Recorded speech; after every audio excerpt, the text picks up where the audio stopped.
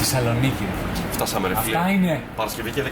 Ναι, πετάξαμε και δεν έγινε και τίποτα. Ευτυχώς. Και με Ryanair.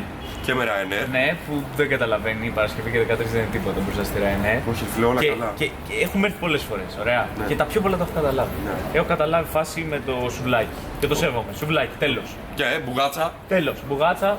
Τυρόπιτα, τυρί κασέρι. Καρδάσι. Καρδάσι. Τέλος, το έχω καταλάβει. Φούιτ. Φούιτ, λάστιχο. Το έχεις καταλάβει. Τέλος. Το έχω πιάσει. Ποιο δεν έχεις καταλάβει? Ξέρεις ποιο δεν έχω καταλάβει? Νομίζω ξέρω. Ποιο? Το κάρχιος. Το κάρχιος, ρε φίλε. Τι είναι το κάρχιος? Τι είναι το κάρχιος? Ποια είναι η κάρχια? Γιατί δεν μας λέτε? Είναι αυτές που κρατάγανε στον Παρθενώνα τα. Είναι οι καρχιάτιδες αυτές. Ναι. Ναι, είναι οι καρχιάτιδες.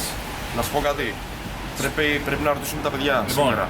σας περιμένουμε στον πολυχώρο Wii. Απόψε 10:30 ανοίγουν οι πόρτες. Έχουμε απορίες και εγώ και ο Ζήσης, κυρίως για το Κάρχιος και το Κάρχια. Αν δεν έρθετε για να υποστηρίξετε το stand-up comedy και να γελάσετε, ελάτε τουλάχιστον για να μας λύσετε.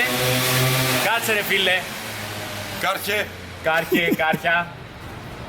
Πολυχώρος Wii 10:30 απόψε. Πάμε λίγο. Θα γίνει, είναι αλήθεια. Θα γίνει.